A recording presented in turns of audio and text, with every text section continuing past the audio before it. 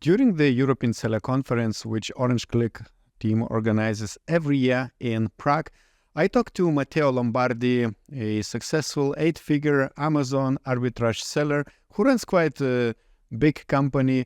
And we talked about how for him it's important to create a really good and the right team culture within a company.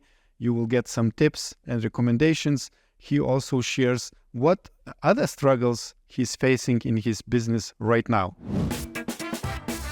We're at European Seller Conference 2024 in Prague, and we invited Matteo to speak at our event. He was attending our previous events, and we had a great interview with him on our YouTube channel, so check the link below. So Matteo, you are pro at building systems for team creation, for team growing, and like scaling business by even removing yourself from business and being just a visionary. Can you introduce yourself, like what's your scale and what you are doing in your e-commerce business? Yeah, sure, Augustus. Well, thank you for planning this conference. I already met some great people. I'm not saying I was a pro because, there's many people better than me out there. And we scaled to 14 million last year. We're probably already at a 20 million run right now. We have an incredible team of 60 people. I came here to speak to people about team culture because I believe is one of the big game changers that not a lot of people are talking about, not a lot of people are doing something about, which not only can create a better team for scaling a company faster, better, and with less effort, but also creates a company that is more pleasurable to work at, because a lot of people are creating companies and then they feel like they're in a prison. They feel like they have to do everything, they can't find the right people.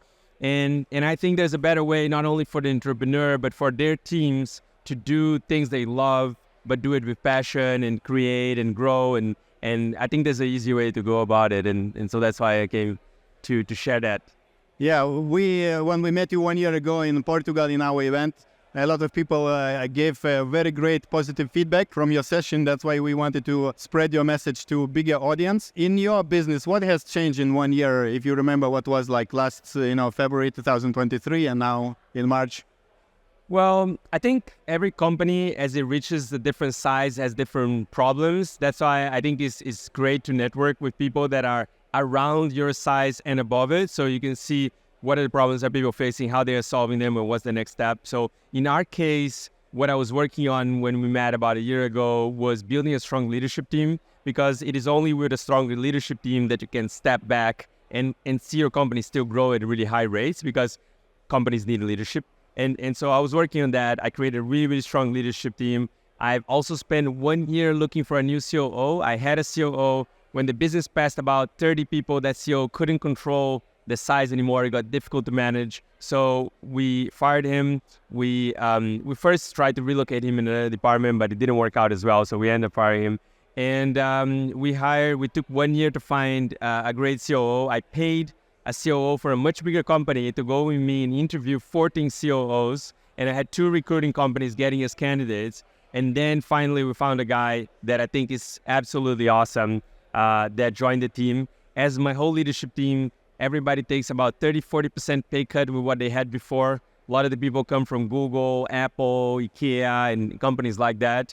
And yeah, the team is doing better than ever. So we did a cultural refresh. We changed a little bit our values, and we raised the bar of what we wanted everybody to be and do like in our business, so that we can get to the next stage. Because in the previous stage, it was okay to just be good at what you wanted to do, have a good lifestyle, and not evolve much. That was okay in our business before. But what we realized is that as we grow a business, even the people at the base need to be upskilling. If not, since we raised the bar, they're not going to be fit for our company anymore. So we added a new value, which is lifelong learner. So we want people that are constantly learning. Even at the warehouse, we want people that are constantly evolving. And we added another value, which is called Best Life Architect, which is we're helping people. We create a coaching program where we have 1 hour a week in groups. We coach people to create their best lives. So what is the best life for each person? Is it health? Is it relationships? Is it personal and professional development? And so we help them create that so they can evolve, so they can keep on this journey with us. Because if not, we're going to end up leaving them behind. So that's the big change that we did that is really helping us, taking us to the next level. So it's glad to hear that you are still managing to like find new steps for yourself, new challenges, I can imagine. Last time we talked, you said you were using some technology and AI in your business to kind of help with processes. What are you do? How do you using this in your decision making or finding new employees? Well, the question that I often ask myself is like, how are we going to 10x the business? How can we do 10 times more than we do now? And people's systems are difficult to scale, and people don't like doing repetitive things. So we are hiring more and more programmers, and we're trying to automate anything that we can. Also, there's an interesting research from this guy, Daniel Kahneman, that wrote the book Thinking Fast and Slow. So he wrote another book, extremely boring, called Noise, but also really, really interesting, about how there's noise in the decision-making of companies because people take different decisions. And if you take any person and create a system based on that person, even if they're not the best at that particular thing, that system will always perform better than the person. And so the idea is that we're switching from being a company where people do the things, we're a company that people work on the algorithms that do the things. And so we're creating algorithms for everything that we can, automations for everything that we can. And then we have people working on the algorithms to make them better and better and better. And we find that is more scalable than just hiring more people. And so we've been hiring less compared to our growth. And we've been automating more things, and people are more enjoying more what they're doing because they feel more challenged and yeah, they can work on more interesting problems. So that's something that we continue to do. We were already doing then, but we keep hiring people at higher levels of development, and we have a lot of tools now that do a lot of our work for us. That's great. It's probably growing teams, growing companies, CEOs' dream to have this kind of automation. Yesterday, there was a VP Day for European Seller Conference. You were hosting a mastermind table where you had like 4 sessions with different sellers every round, talking about your knowledge in terms of team building. What was the most common challenge for these sellers, and maybe what you most of the time offer to do?